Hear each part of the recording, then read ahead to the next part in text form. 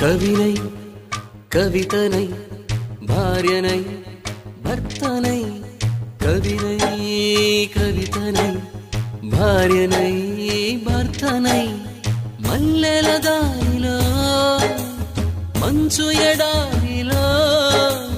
మల్లెల దారిలో మంచు ఎడారిలో పన్నీటి జయ గీతాల కన్నీటి జలపాతాల నాతో నేను అనుగమిస్తూ నాతో నేనే రమిస్తూ ఒంటరినై అనవరతం